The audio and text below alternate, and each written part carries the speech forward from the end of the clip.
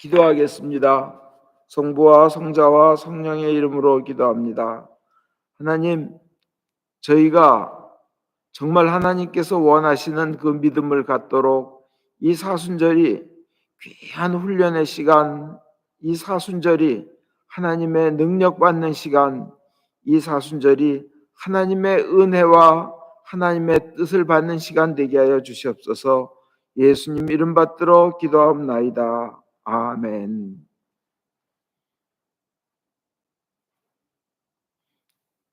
이번 편히 앉으십시오. 이 사순절 회개로서 이 축복을 오히려 받는 사순절 되기를 원합니다. 이번 사순절에는 내내 회개의 중요성으로 설교를 계속하고자 합니다.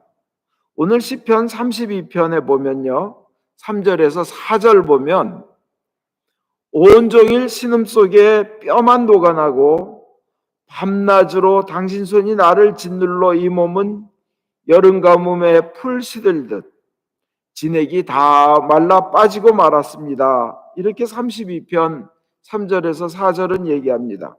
이게 회개하지 않고 죄 속에 있으면요, 회개하지 않으면 하루 종일 신음이 나오고 뼈가 녹아나는, 뼈가 녹는 고통, 그리고 하나님의 밤낮으로 손으로 그냥 짓눌러서 이 목조르듯이, 그래서 가뭄에 풀이 시들듯 진액이 다 말라 빠지는 고통을 겪었다는 겁니다. 이 시편 32편은 시편 51편과 마찬가지로 다윗이 밧세바를 통하여 큰 죄를 짓고 나서 지은 시입니다. 근데 51편과 좀 틀리는 것은 무엇이냐면 51편은 시편 51편은 밧세바를 통하여 그 죄를 짓고 또 충성스러운 우리야 장군을 죽이고, 그러고 나서 자신이 그렇게 큰 죄를 졌다고 생각을 못하고 있는 상황에서 나단이 나타나 가지고, 예언자 나단이 그 추궁을 하니까 그 자리에서, 그러니까 죄 짓고 나서 바로 얼마 안 지나서 회개를 한 내용이 시편 51편이고 이 32편은 그리고 주님으로부터 저 용서를 받고, 용서를 받은 후에 이제 지은 시니까 좀 죄를 짓고 좀 시간이 지나서 지은 시입니다. 그래서 복되어라 하고 시작됩니다. 그래서 회개하니까, 용서받으니까 이제 좀 시간이 지나서 용서받은 후에 복되어라 하는 소리가 이제 1절에 튀어나오고, 그 다음에 마음과 영혼이 기쁘며 그 짓눌림에서 해방되며 하나님의, 오히려 하나님이 구원하시고 보호하시는 은혜를 느끼는 내용이 나옵니다. 우리가 이 사순절 동안 왜 이렇게 회개가 중요한가? 이 다윗이 회개하고 난 다음엔 이제 기쁨을 찾게 되는데요, 그전엔 불안하고요. 이 세상이 점점 지금 불안해집니다. 정말 이 세상이 신음소리로 가득하고 뼈가 녹아나는, 뼈가 녹는 고통으로 가득합니다. 세상엔 그런 일이 너무 많습니다. 왜 갑자기 멀쩡한 대학교에 총들을 들고 들어와서 그렇게 많이 쏘고, 갑자기 그 몰에 들어와서 총을 쏘고, 언제 어디서 어떤 일을 당할지 모르는 세상이 되었습니다. 지진도 이번 그 튀르키예에 난 게 7.8, 8.3 이런 데는데 5만 명 이상이 사망을 했다 그럽니다. 말이 5만 명이지요. 5만 명 이상이 사망을 했다 그러는데 거기 이제 콜레라 같은 전염병도 돌고, 또 거기에 강도, 약탈 이런 것이 또 이제 기승한다고 합니다. 그리고 앞으로 튀르키예에는 거의 10에 가까운 규모의 지진이 또 일어난다고 합니다. 그러면 지금 이게 7.8인데도 이런데요, 이 규모가 7인 경우와 규모가 9인 경우는 약 에너지가, 지진의 에너지가 1000배가 된다고 합니다. 1000배. 이거는 진도하고 다른 개념이죠. 지진의 그 규모, 리히터니 뭐니 해서 그 규모를 얘기합니다. 진도와는 달라요. 근데 이게 그 규모가 7.8 정도였다는데, 이런데 그 정도 되면 1000배래요. 그 다음에 홋카이도, 그 일본의 그 홋카이도에도 조만간에 규모 9.3의 지진이 올 거라고 합니다. 근데 거기 6점 몇이 어제 또 일어났어요. 참 언제 어떻게 될지 모릅니다. 근데 언제 어떻게 죽을지, 언제 어떤 그 순간을 딱 당하면 그때 회개할 틈도 없어요. 그때는 나중에 가서 예수 잘 믿지 할 틈도 없어요. 그냥 하는 순간 주여 하다가 그냥 죽는 겁니다. 주여라도 하면 다행이죠. 근데 참 이 가운데에서 사전에 준비하는 게 얼마나 중요한가. 우리 누구에게나 다가올 죽음이나 그 순간들을 준비한 게 얼마나 중요한 것을 깨닫게 됩니다. 이번에 그 튀르키에서도 조그만 도시 그 에르진이라는 도시에서는 한 명도 죽지 않고 한 명도 다치지 않고 건물 하나도 무너져 내리지 않았대요. 금은 물론 조금 갔어요. 그 근처 다른 도시는 다 많이 부서지고 많이 죽고 있는데 그 도시에는 사상자가 없어요. 한 명도. 이유는 간단합니다. 시장이 이럴 때를 대비해 가지고 절대 그 법에 어긋나는 건물은 허락을 하지 않았다는 거예요. 계속. 그래가지고 튼튼하게 졌다는 겁니다. 그런 도시에서 미리 준비한 데서는 사망자가 없는 거예요. 지금부터 12년 전에 일본에서 일어난 동일본 지진에서도 그때 쓰나미가 와가지고 한 2만 명 정도, 대충 2만 명 정도가 사망하고 그 피난민이 47만 명이었습니다. 47만 명. 407,000이 피난을 하고 한 20,000 정도가 죽었는데 일본에서도요. 근데 그렇게 많이 죽고 막 해안가 마을들이 다 몰살을 당하다시피 하고 그랬는데 한 마을은 말짱하게 딱 한 명만 죽은 마을이 있어요. 그 사람은 그 쓰나미가 올 때 방파벽에서 밖으로 바닷가 쪽으로 가 있어서 죽었다 그럽니다. 근데 그 마을은 어떻게 되냐면 그 마을 이름이 요시하마라는 마을인데 1933년에 그러니까 그때로부터 보면 78년 전이죠.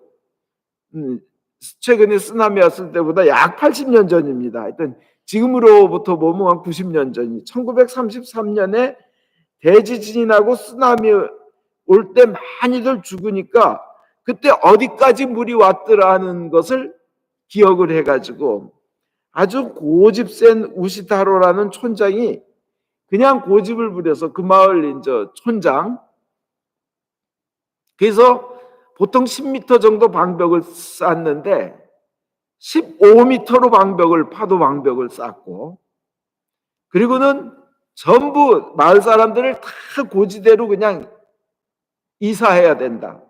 옮겨야 된다고 다 이전을 시켰대요. 막 고집을 부려가면서.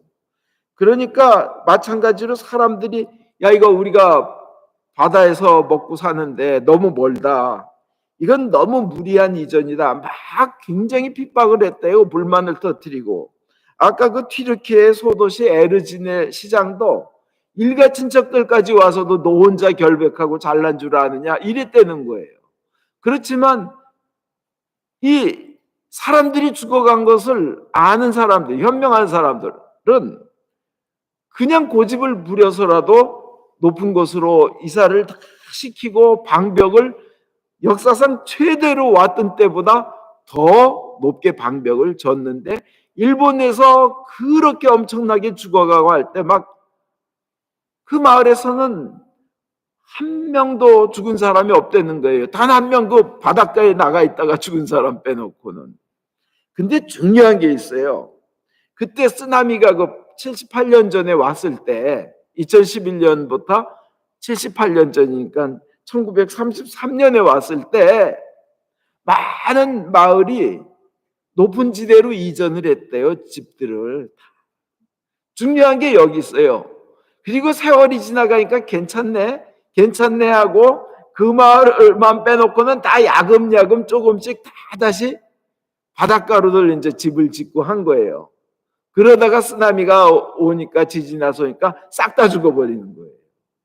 사순절이 이와 같습니다. 내가 괜찮네 하면서 야금야금 조금씩 죽음으로 다가가는 거 아닌가.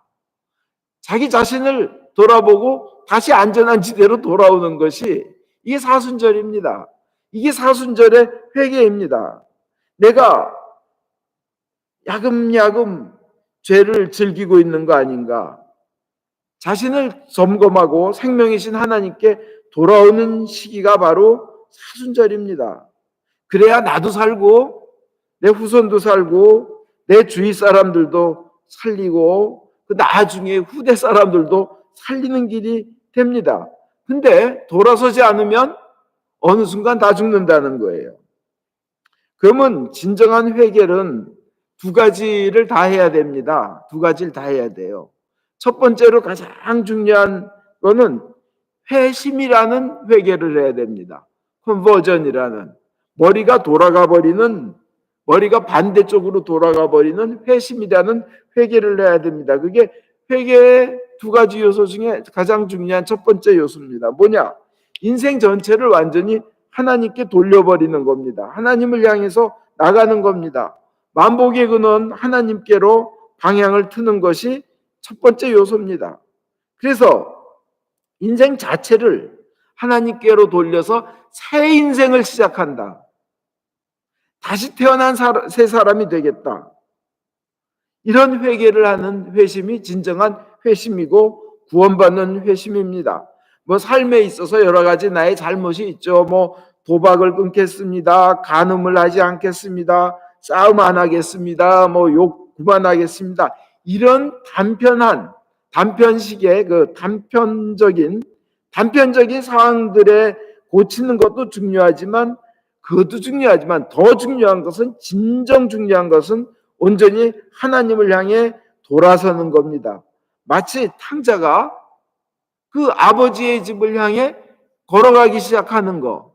지금까지 그냥 방탕하고 창녀들한테 돈 다 쓰고 술 먹는데 돈 다 쓰다가 완전히 거지돼 가지고 유대인들이 그렇게 싫어하는 돼지, 그 돼지나 치다가 돼지가 먹는 쥐엄나무, 그렇게 그거 아주 저주받은 동물이라고 싫어하는 그 돼지가 먹는 그 나무 열매로 배를 채우려 하던 그 상태에다가 이제 아버지의 집으로 향해서 돌아서는 그걸 진정한 회개라 그러고 회심이라고 합니다. 이것이 필요합니다.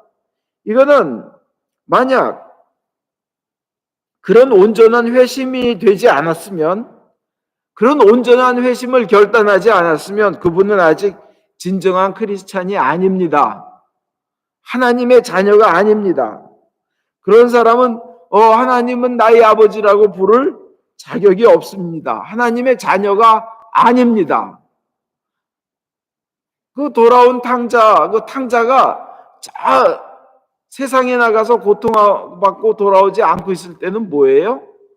비록 자식은 자식이었지만 아버지의 은혜를 누리지 못하고 굶어 죽어가는 상태인 겁니다. 그죠? 진정한 회심을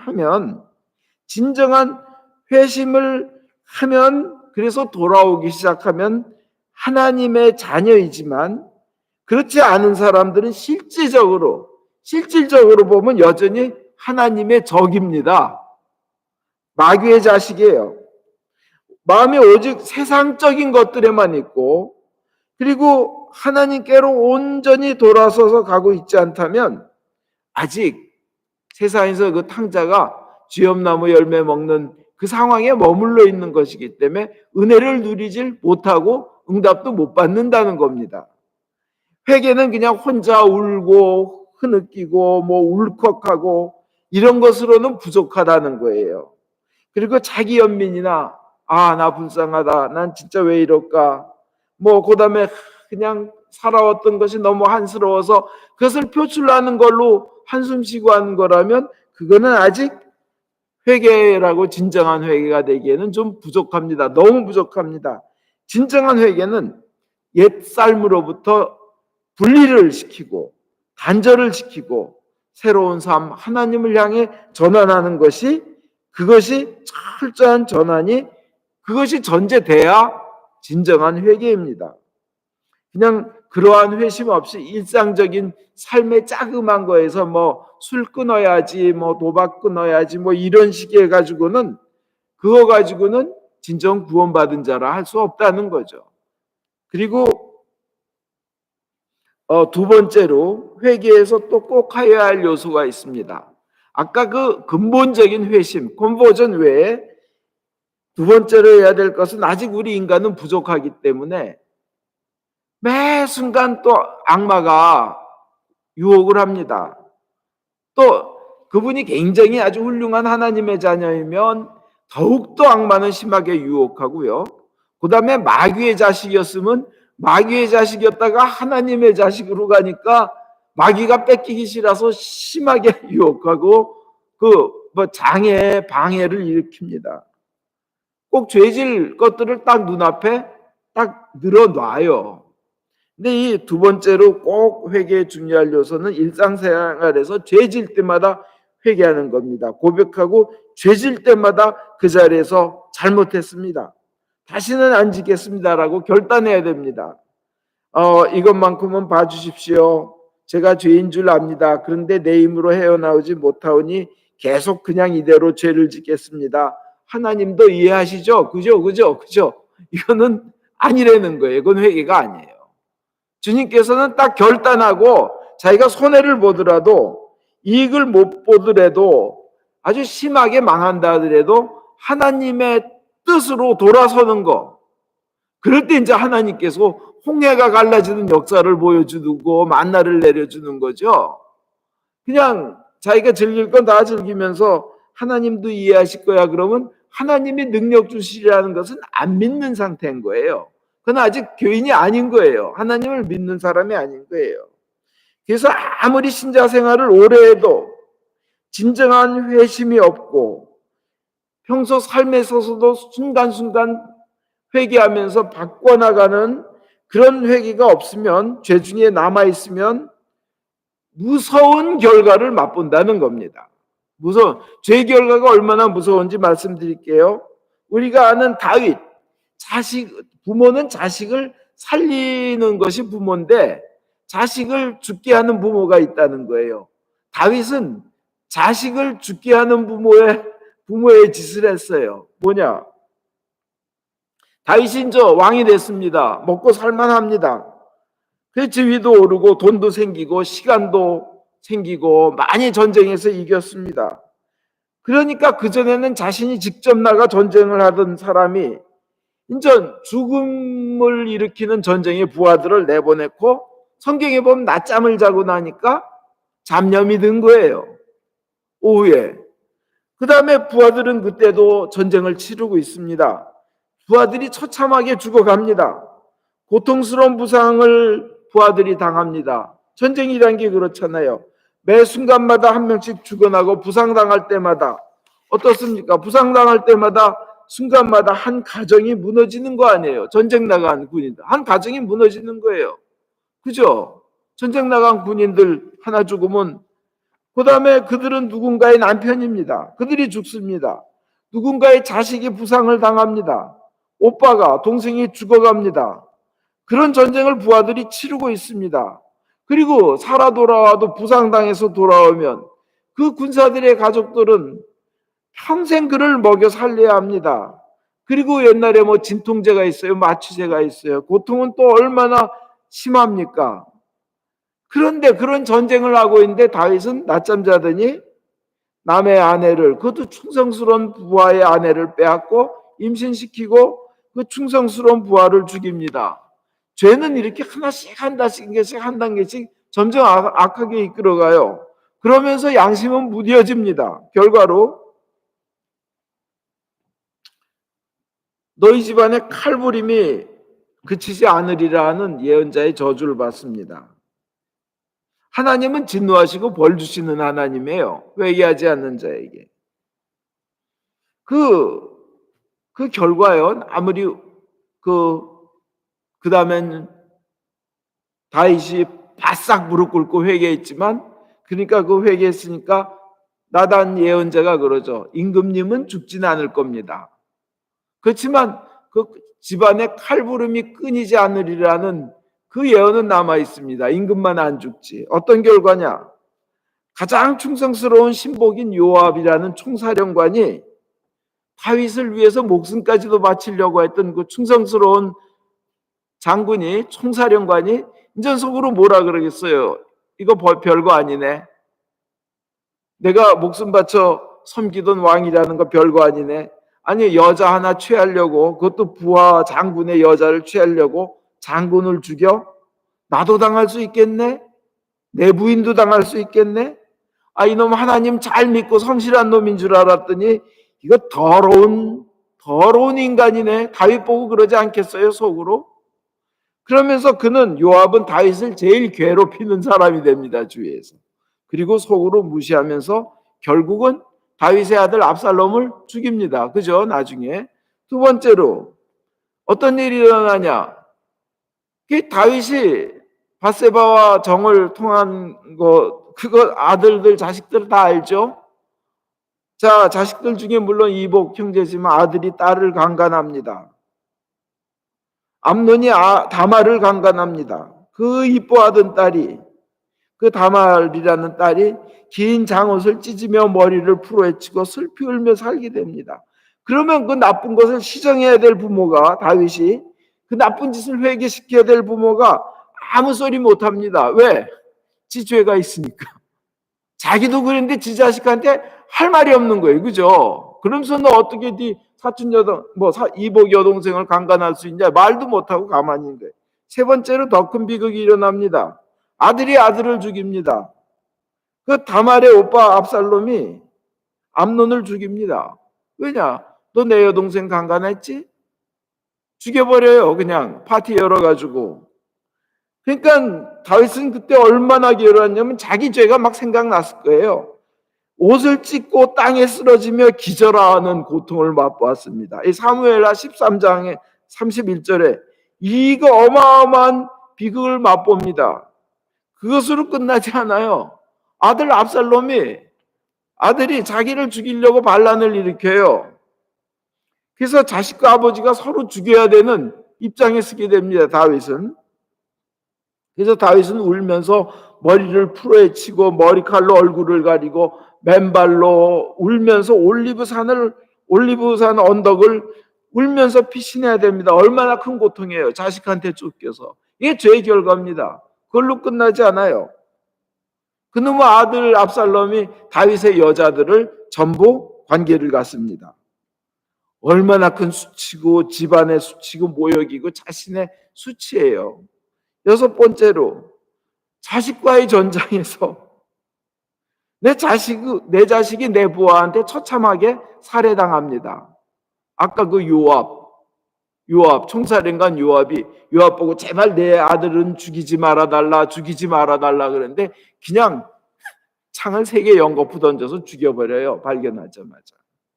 그러니까 그 사무엘하 18장 33절에 보면 그 다윗의 심정이 나옵니다. 내 아들아, 내 아들아, 내 아들 압살롬아, 내 아들아, 내가 너를 대신하여 죽었다면 압살롬 내 아들아, 내 아들아. 막 가슴이 미어져서 성문에 있는 골방으로 올라가서 내 자식 압살롬아, 내 자식아, 내 자식아, 차라리 내가 죽을 것을 이게 웬일이냐, 내 자식 압살롬아, 내 자식아. 이건 유튜브에 보면 When David Heard라는 그 곡이 있어요. 아니면 또 My Son 압살롬, My Son 압살롬인가 한번 유튜브에서 들어보면 그냥 막 그 울면서 부르는 자식을 내 부하가 죽였는데 그냥 아들 이름을 부르며 근데 그 자식은 나를 죽이려 했던 그 슬픈 그 곡이에요. 그 들으면 너무 그냥 처절해요.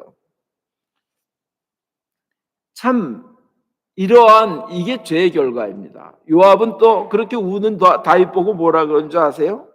아니 그 압살롬 지 애비를 죽이려고 한 우리 왕을 죽이려 그놈 죽였다고 그렇게 울고 있으면 차라리 우리 부하들이 다 죽고 그거 하나 살았으면 당신 기뻐할 거 아니요? 왕 보고. 만약 계속 그렇게 울고 있으면 우리가 괜히 당신 아들 죽인 게 돼가지고 오늘 밤까지는 당신 옆에 남아있을 사람 하나도 없을 겁니다. 우리는 당신 위해서 목숨 바쳐 싸웠어요. 당신 죽이려는 그 압살롬 아들놈 죽였어. 당신 계속 울면 참 총사령관이 왕한테 말해요. 하면서 하는 얘기가 지금까지 당신이 어렸을 때부터 지금까지 당했던 모든 그 어떤 불행보다도 더 큰 불행을 당신 닥칠 거요 하고 협박까지 해요. 참 다윗왕 비참하죠. 그게 죄의 결과입니다. 그러면 그 다음에 또 하나 있어요. 그 이전 얘기지만 그 밧세바 통해서 낳은 아기는 죽잖아요. 그죠? 자, 부모가 자식을 살려야 되는 게 부모인데 다윗은 자식들을 죽이는 부모가 됐습니다. 죄의 결과가 그런 거예요. 죄는 결코 가볍게 봐서는 안 되는 거예요. 오직 그러면 하나님의 아들의 목숨까지 내놓게 했겠어요, 우리를 위해서. 사순절은 이 죄에 대해서 심각하게 무서운 걸 알고 아예 죄의 초기부터 그것을 끊는 연습을 하는 시간입니다. 훈련을 하는 겁니다. 여러분, 누구나 죽습니다. 꼭 죽습니다. 여러분도 죽고 저도 죽고 여러분의 자녀도 죽고 손자도 죽습니다. 그럼 뭐예요? 여러분도 저희도 저희 자녀도 그 죽음을 맞는다면 죽음 후에 영원한 생명을 얻도록 하는 것이 부모의 사명입니다. 그 영원한 생명을 얻도록 하는 부모의 사명을 이루는 첫 단계는 회개예요. 회개하고 예수를 믿는 거예요. 그래서 영원한 생명을 얻을 수 있게 하는 겁니다. 회개하지 않으면 먼 훗날 자식을 잃게 될 수도 있습니다. 자기뿐만이 아니라. 그래서 그 회개를 함으로써 첫 단계인 회개를 함으로써 자식에게 귀한 걸 넘겨주길 바랍니다. 이 정근모 박사님 여러분 아시죠?